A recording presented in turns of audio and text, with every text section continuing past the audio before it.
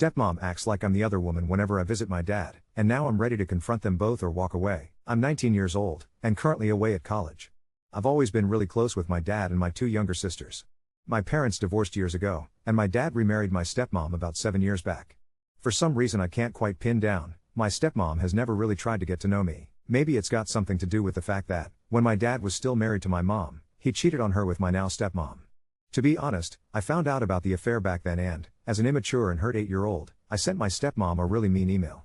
But I was 8, how much can you really blame a child for not understanding the complexity of adult relationships? It kills me to think I've just been written off ever since then, for something I did when I barely understood what was happening. Because of my biological mother's mental health issues, I wasn't really part of my dad's life until I was 15. When I finally reconnected with him, I was genuinely excited to meet his wife and my half-brother, Rowan. Honestly, I hoped my stepmom might become a mother figure, or at least a friend. I put in a lot of effort, making and buying her gifts for the holidays, trying to invite her to do things together, even telling her directly that I wanted a relationship with her, but she's always kept her distance. She barely speaks to me, and every time I visit, she acts like she's unwanted, even though everyone assures her we want her around. It's like, whenever I show up, she just grabs Rowan and leaves the house. I suspect it's an attempt to make my dad feel bad, to reinforce this narrative where she's the perpetual victim. She doesn't let up on the passive aggression either. Just the other week, over the 4th of July, I was visiting my dad, and she was planning a trip to her parents' house. I simply asked if she was going to stay for the fireworks, and she snapped back that she'd leave the next day, but since I clearly wanted her gone, she'd just leave immediately. We all begged her to stay, but she walked out anyway. What bothers me most is the weird jealousy she has over my dad spending time with me. If my dad and I do something together, she acts like he's cheating on her. She'll call him and say things like, "Rowan and I are learning we can have fun without you, so just stay with me," or snidely suggest he ought to go to Mexico with me and my sisters instead of all of us, like we'd planned. I'm his daughter, not his mistress. How is this even a thing? It's gotten to the point where I don't feel welcome at my dad's house. My dad, being the pacifist that he is, knows there's a problem but doesn't like to confront her directly. So I feel like I have to do something. Should I tell her, point blank, that she's acting like a child? Or should I just sit back and wait for their marriage to implode, which, by the way, seems more and more likely given their constant fighting and money problems? After a lot of thinking, and encouragement from some conversations, I finally told my dad that something needs to change if he wants to have a relationship with me. I suggested family therapy, and he agreed to talk to her about it. If it works, that would be amazing. If not, I know it's going to turn into that terrible her versus me scenario. But I refuse to just sit in silence anymore. The next time she starts her passive-aggressive digs, I'm going to confront her about how she treats me. Enough is enough. Update 1. My younger stepbrother is 7, and his mother has done a thorough job of poisoning him against me. The atmosphere at my dad's house has become so toxic that my 19-year-old sister mainly avoids the place altogether, just to escape the discomfort. My other sister, who's 14, seems to create drama just to get a bit of attention. Things have gotten so unbearable that I often question my own sanity. When I first started trying to fix things, I genuinely believed there was a solution to my stepmom's behavior. I had so many calm discussions with my dad about just how damaging her actions were. But, over time, those conversations got heated and meaner with every round. It started to feel like I was a broken record, repeating the same desperate questions. Why has she never liked me? Why did she never bother to know me? Why is she so cold to me? What did I ever do to deserve this? No matter how many ways I phrased it, he never had an answer. The best he could come up with was seeing both sides. Even though none of this started because of me, I was just a kid when all of it began. He'd say she was stressed about cleaning and people not eating her dinners, which was ridiculous considering that when I started raising my younger sisters by myself at 13, they did the exact same thing to me. Yet even my 13-year-old self never treated the girls the way my stepmom treats me. I've tried confronting her, too. Those confrontations never helped. In fact, they likely made things worse.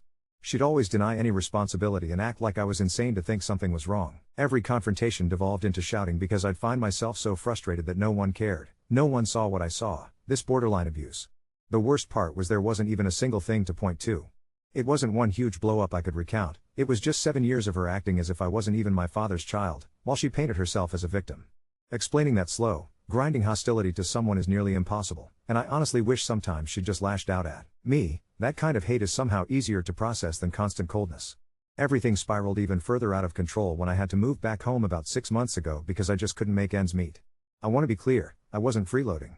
I worked full-time, paid my own car bill, barely touched their food because the stress killed my appetite, bought my own clothes, paid all costs for my dog. Up until things got really bad, I helped out by using my lunch break to drive my sister home from school, 10 miles out of the way. I even paid rent at first in that way. When I moved back in, I tried so hard to make things right. I wanted so badly to be her friend. But she just hid away in her room for most of those months, never bothering to interact. Sure, we'd have decent conversations now and then, but it never lasted more than a few weeks before the 7 years of tension found its way back. Sometimes, I'd unknowingly upset her. Other times, she'd do something that upset me. 3 months ago, I stopped trying. I realized no matter what I did, she would always hate me. There is no relationship to salvage there, nothing. That realization made me furious, especially at my dad. How could he not care about the pain I was in? Why did he let this happen? The situation made me feel like I was 13 again, trapped in that house with my abusive mom, completely powerless. So, not only did I stop trying, I started getting mean. Every time she was passive-aggressive, I called her out, rude or not, I didn't care anymore. Since she barely spoke to me, I stopped speaking to her altogether. I intentionally left my things in the way, stopped helping out during my work from home hours, and pretty much stopped eating the food she made. I'm not exactly proud of being petty, but I'm not ashamed, either. I hate being mean, it doesn't make me feel better. Still, I refused to keep pretending everything was okay. I just needed something, anything, to change. I didn't even care if things got worse, because maybe then someone would finally help me. But no one did. My dad and I grew further apart. Now, I struggle to believe he loves me. How could he and still let this drag on for years? And then last night, the worst blow came. He let it slip that my stepmom is trying to manipulate him into kicking me out. Apparently, she told him she'd leave her own house, just to escape me. I can't even describe how it felt to hear that. Not only that someone could hate me that much, but that my own father didn't think it was entirely unacceptable. Yes, I stopped being nice the last 3 months, but I haven't been evil. I haven't done anything she hasn't done herself 100 times over.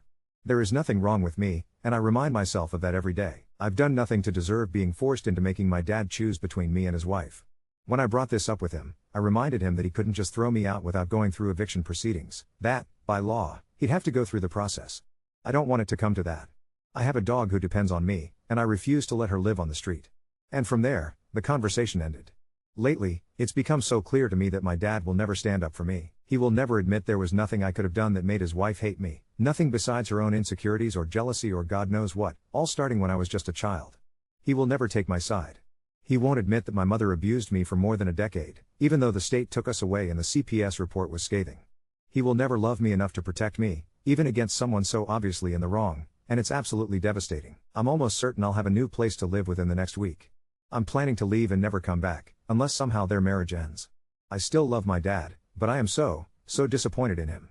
I'm not cutting him out of my life because I'm angry, but because it is just too painful to have him prove to me every day that he doesn't care how badly anyone treats me. I don't know why she is like this. Every time I try to talk about her behavior, I just end up in circles with him making excuses for her. He'll tell me, this is just who she is. She doesn't handle conflict well. But to me, it just feels like a never-ending cycle of tiptoeing around her moods and trying to keep the peace for everyone else's sake. I want to understand, but it's exhausting. Sometimes he tries to explain it away with, she's just really stressed. No one eats her dinners and it hurts her feelings. He'll say that she acts the way she does because she's overwhelmed by housework and money. I absolutely get it. Being stressed because you feel unappreciated is the worst, and I've been there before. I remember when I was raising my sisters, handling everything on my own, and it hurt to feel invisible. But no matter how frustrated or overwhelmed I got, I never treated them badly.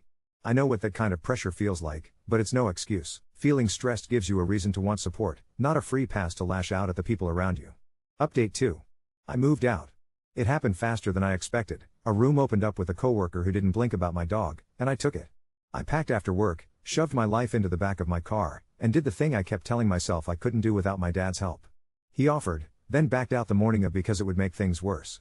I did it anyway. While I was hauling boxes to my trunk, my phone lit up with that creepy AirTag found moving with you notification. I don't own an AirTag. It wouldn't shut up, even when I stood in the driveway.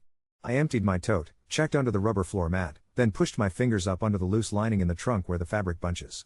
It chirped. I pulled out a little white disc and just stared at it like it might explain itself. I walked back inside and held it out and said, "Whose is this?" She looked at it too long and said she'd been looking for one of Rowan's, as if a 7-year-old is tagging people's cars. When I brought it near her phone, it made that weird warble, and she actually reached to take it from me. I told her no. I filed a police report on my way to the new place because I keep telling myself to stop being the girl who documents nothing and then doubts her own memory later. The report number is in my notes app. I took photos. It was registered to her Apple ID. My dad said maybe it got mixed up accidentally, which is about the stupidest thing I've ever heard and also exactly what I knew he'd say. She cornered me in the garage before I left. The door was open, and the light made everything look like it was happening underwater. She asked me, very calmly, if I thought it was appropriate to cling to my dad the way I do. I told her I am his kid. She said, I know what you're doing, like there's some secret playbook I'm following to ruin her life. I hit record on my phone because my hands were shaking and I couldn't think of anything else to do. She said, he lights up for you in a way he doesn't for me. You think I don't notice? I swear my brain blanked. I said, he lights up because he's my dad. She said, you've always been between us. Like I was a person-shaped wedge jammed in where her marriage should be. I have it recorded. Her voice sounds flat on the audio, like she's reading a line she's practiced. I sent the file to my dad with no context. He didn't respond for 2 hours. When he did, he said, this is out of context. There wasn't a context that would make it better. 2 days later, I went to Rowan's soccer game. I wasn't planning to. My little sister asked if I would pick her up and, without thinking, I drove to the field because I missed him. I stood by the fence with my sister and her sticky lemon ice and tried to be invisible. He saw me and ran over at halftime and hugged me so hard his cleat scraped my shin. He yelled, look. I'm learning headers. And I laughed and told him to be careful with his brain. She saw us. She walked straight up to me in front of a line of folding chairs, and with that brittle smile she does for other people, told me I needed to leave because I was creating problems in front of her child. Her child, I said, he's my brother. She said, you don't get to insert yourself into my family to get attention from my husband. Everything went very quiet in that way where the world is loud, but your head isn't. A dad from Rowan's team said, hey, not here, and she turned to him like she was about to enlist the entire sideline, then turned back to me and said, Lo, he's not going home with you. I don't know who she thought I was. I told her I was here to watch a game. My dad showed up halfway through the second half, saw the little standoff, and did that thing where he tries to plant himself between two bodies so it looks like mediation. She stormed off to the car. Rowan stood on the field and cried and didn't want to finish. They left. My dad stood with his hands in his pockets like a teenager getting scolded at work. He asked if I'd eaten. I said no. We sat on a curb and split a hot dog and didn't talk. It felt like being in some weird diorama of our lives labeled people trying very hard to pretend. That night he came to my new place with a grocery bag of things I forgot, a hoodie that isn't mine, a cheap candle, the old kid email I wrote her printed out like a piece of evidence. He said he found it cleaning. He set it on my counter like we were going to enumerate sins and forgive each other in a single night. I slid it back and told him I was 8 and that it doesn't justify stalking. I showed him the police report number. He said he wishes I hadn't done that because she doesn't respond well to feeling cornered. I told him, you married a corner. He sat on my hand-me-down couch and cried. Real crying, not the helpless soft kind. The kind you can't stop once it starts. He said, I don't know how to fix this. I asked him if he's willing to tell the truth about it, even if that means he loses the life he built with her. He didn't answer. He told me he booked a therapy appointment for himself. She refused to go. He said she laughed when he brought it up and asked if he wanted to sit in a room and tell a stranger how his daughter seduced him away from his wife. I almost threw up hearing that word attached to me and him in the same sentence, even as a joke, even as a weapon. 2 mornings after that, my 14-year-old sister called from the school bathroom because she got into it with a girl who said something about our family. Everyone knows but pretends not to. I drove to get her because no one else picked up. When I pulled up to the house to drop her, she told me not to come in. I had her backpack in the trunk. She forgot her house key. I texted our dad. He said he was 10 minutes away. I was standing on the porch with my sister when the Ring camera chirped and her voice came out of it, telling my sister to go around back and not to let me in, for safety. I laughed because it was either that or lose my mind. When my dad pulled up, she opened the door before he even got to the step and told me I was trespassing. Trespassing at a house where my childhood is boxed in the basement like a seasonal decoration. He let me hand the backpack through the door like I was a courier. I drove away shaking so hard I had to pull into a bank parking lot and sit with my forehead on the steering wheel until the air stopped feeling like soup. That same afternoon, she texted me from his phone. I know his tone and punctuation. I know when it's him and when it's her wearing his name. She wrote, out of respect for my marriage I think it's best if we don't see each other for a while. My dad doesn't say out of respect for my marriage. I called him and he answered and said, I didn't send that. He said he was at work and his phone was in the kitchen because he didn't want to fight from the bathroom again where he thought she couldn't hear. I told him to put a passcode on his life. He laughed, not because it was funny, but because everything feels so absurd, and said he already did and she guessed it. I know it sounds like escalation after escalation, and maybe it is, but the strangest part is how ordinary the worst parts look. I go to work. I come home. I walk my dog around the block and wave to a guy who smokes on his stoop and knows my dog's name now. My sister FaceTimes me while she's brushing her teeth and asks me how to contour her nose and if I think she should quit track. Rowan calls me on his dad's iPad and tells me about spiders under the slide and wants to show me a loose tooth. Then the screen freezes and drops because someone hung up the call from across the room. I don't know where this goes. I promised myself I wouldn't be the person who waits for a woman who hates me to become someone else. I also promised myself I wouldn't abandon a 7-year-old because the adults in the room are cowards. My dad started therapy this week. He texted me afterward that his therapist asked him to write out, in a single page, what he would do if no one cried, threatened to leave, or lost their temper about it. He said, he wrote, "I would ask my wife to leave my daughter alone, and if she couldn't, I would ask her to leave." He told me he doesn't know if he's brave enough to say it out loud at home. I told him that bravery isn't a feeling, it's a choice, and he said, "I know." Then he asked if he could come by and fix the crooked cabinet door in my kitchen because it's been bothering him since he saw it. He came with a little toolkit I didn't know he owned. He tightened the hinge and put his hand on my dog's head and looked around like he was trying to memorize what my life without him looks like. There's a bag with my name on it sitting by their front door in the Ring footage now. She put it there like a little trophy, so that if I ever show up again, she can hand me the rest of my things in front of whoever happens to be watching. I'll pick it up when my dad is home, not because I'm scared of her, but because I'm tired of giving her chances to rewrite me. I keep thinking about the AirTag in my car, how silent it was until my phone told on it, and how she tried to take it out of my hand like it was hers even as she denied it was hers. That's what this whole thing has felt like for years. I live my life, and she tries to hold the part that tracks me. I'm done being findable on her terms. I'm still here. I'm not hiding. But I'm also not walking back into that house pretending I'm not a siren going off. Update 3. I picked up the bag. I waited until my dad texted me a photo of his car in the driveway because I am done knocking on that door without a witness. The Ring chirped our names like a tiny announcer. She didn't come to the entry. My dad did, holding the bag like it might bleed. He said my name like a question and stepped aside. The foyer smelled like lemon cleaner and wet shoes. The bag was heavier than it should have been for a hoodie and a cheap candle. I put it down on the mat and unzipped it there, because I'm done taking things out of that house that I haven't seen all the way through. Hoodie. Candle. A framed picture of me at 15 with a sticky note that said not ours even though the frame is theirs. An envelope with my name on it in her bubble handwriting like we're playing it cordial.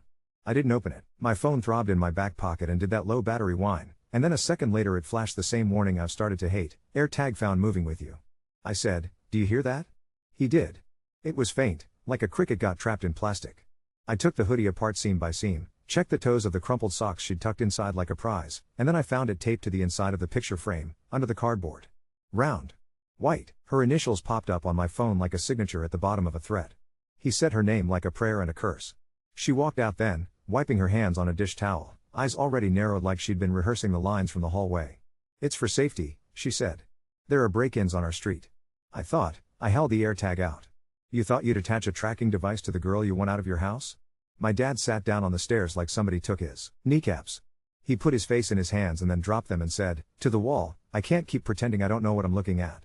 She said, "If you're going to make everything I do into an attack, I can't live here," like she was talking about a thermostat setting and not a crime. I slipped the AirTag into a Ziploc bag I brought because apparently this is a thing I do now, and I put the bag in my back pocket. I said, "I'm going to the courthouse." She laughed. "Of course you are, the courthouse is always colder than it looks."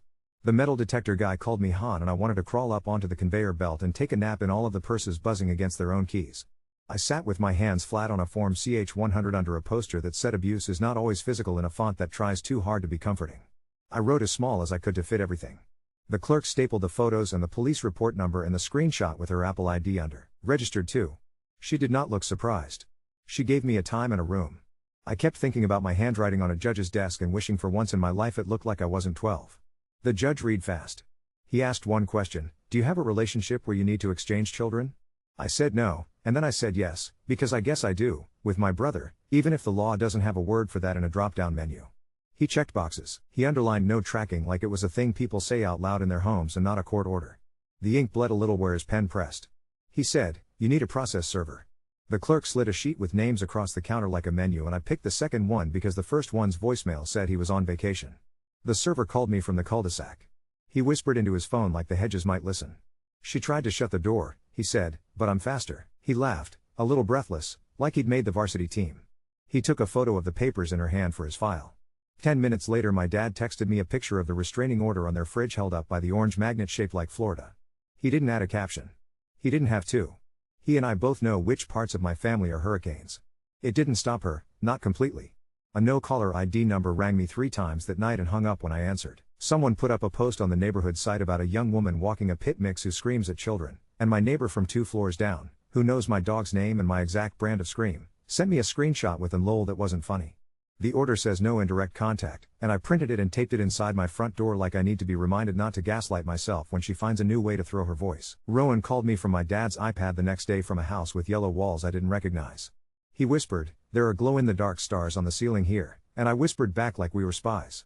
He said, "I miss you to the moon," and then, "I can't talk long, And then the screen froze again mid-eye roll and dumped me back onto my own face.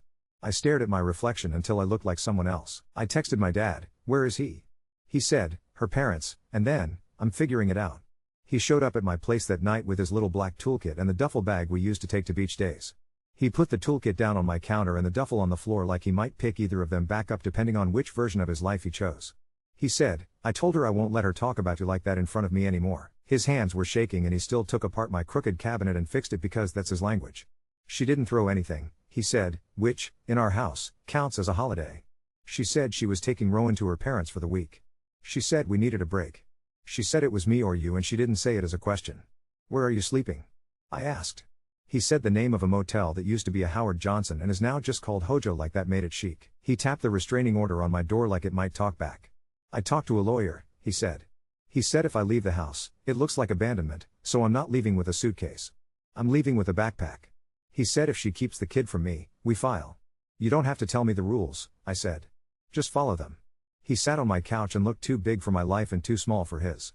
He cried again, quieter. He said, "I read the thing I wrote in therapy out loud to her." I said, "I would ask you to leave my daughter alone or I would ask you to leave," and he laughed at the part where he turned into homework in his own kitchen, and then he cried some more. "She called me dramatic," he said. "She said I like being the hero."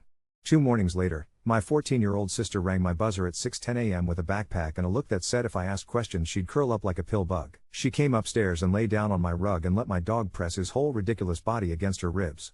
She said, "Can I just stay for a bit?" I made toast she didn't eat and wrapped it in a paper towel anyway because that's what you do when you know someone is going to be hungry later. I texted my dad. He said, "Keep her until I get off work." He said, "Please don't tell her I asked you to." She slept until noon and then asked if I had any eyeliner she could steal. We watched a show where teenagers are mean in a glossy way that makes it look like a hobby. She said, she took my phone, and showed me the burner she'd borrowed from a friend with a cracked screen and a background of a ferret in sunglasses. We made macaroni on my 2-burner stove and pretended it was a picnic so it wouldn't feel like hiding. At 3, my dad knocked. He hugged her in my doorway like he was afraid to make it real, then stood back and asked if she wanted to go home. She said, "Not if she's there," and I watched him make a decision in his throat. He said, "Okay. You can come with me." He took her to his motel with the orange bedspread and the air conditioner that sounds like a bus. He texted me a photo of the two of them eating vending machine Cheez-Its under the motel art of a fake ocean. The caption said, "We're okay," and then, "Don't post this," which made me laugh because who do we think we are? That night a police officer knocked on my apartment door for a welfare check after a concerned party said I was unstable and might harm myself. He had that soft cop face they put on for this kind of thing. He asked me if I was okay. I said yes. I showed him my dog and a sink full of dishes and the restraining order with the judge's signature and the Ziploc bag with the air tag like a talisman. He nodded at the bag like it explained everything he hadn't written down. He said, "Do you have someone you can call if you need to?" I wanted to say me, but I gave him my therapist's name and my neighbor with the smoking stoop and my sister who thinks contour can fix a nose, and he checked boxes on a screen and left. She sent me an email from an account with my dad's name on it that had one letter swapped for a similar letter if you don't look too hard. "You've ruined enough," it said. I forwarded it to my dad and he wrote back one line, "Keep everything." He's finally speaking my language.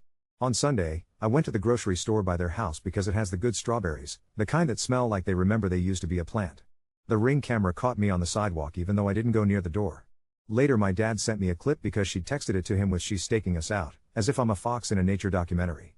In the video, I walk past holding a brown paper bag, my dog trotting, my hair up in a claw clip. I look like a normal person doing a normal thing. I watched it 4 times. I wanted to memorize the shape of me not being a threat. He came over last night with a different bag. Not the toolkit. A backpack with a toothbrush sticking out of the front pocket and a black t-shirt rolled like a burrito. He said, "I told her," and for a second his voice hit that old broken note and then steadied. "I told her that if she contacts you again, I'm going to file. I told her that if she keeps talking about you the way she does, I'm going to file. I told her that I will not live in a house where the person I love is treated like a problem to be managed. She said she'll fight me for Rowan." He looked at my ceiling like maybe the answer was taped up there with painter's tape. "So I guess she will." He picked a speck of plaster out of my windowsill and held it between his fingers like a tiny bone. He said, "I'm scared." I said, "Me too." He said, "I thought love would let me be a quiet person," and I said, "Bravery isn't a feeling," and he smiled at his own words coming back to him dressed in my voice. There's a piece of printer paper taped to the inside of my cabinet now with the words "No Contact" written in black marker and the case number under it because sometimes I need to open a door to remember I can close another one. There's a bag by their front door with my name on it in the Ring footage, still, but I'm not going to go back for it. If there's anything else in that house that belongs to me, it will have to learn the skill I did, how to stop being findable on her terms. Rowan FaceTimed me from under a blanket at his grandparents' house with a flashlight shining up from his chin like a campfire. He whispered, "Dad said we might get a new house with a pool that isn't really a pool, it's just a community one, but he said we can pretend," and I said, "I'll pretend with you." He lost his tooth. He held it up like a grain of rice in his palm and looked proud and scared at the same time. He asked, "Am I allowed to love both of you?" And I said, "Yes," so fast I almost swallowed the word. I don't know where this lands. Maybe it's courtrooms and mediation and a custody schedule written in a font that makes me want to push chairs over. Maybe it's my dad living alone for the first time since before I can remember. Maybe it's a phone call I've been waiting a decade to hear. In the meantime, I go to work, and I come home, and I walk my dog. I answer when the school nurse calls from unknown numbers because sometimes she can't use her cell in the office. I fix the wobbly leg on my thrifted table with a sugar packet folded into a shim because my dad taught me to make things level with whatever's around. I sleep with my phone on Do Not Disturb, favorites allowed, siren ready. I am not a secret. I am not a problem. I am a person in a small apartment with good strawberries and a loud heart, and that is enough for tonight.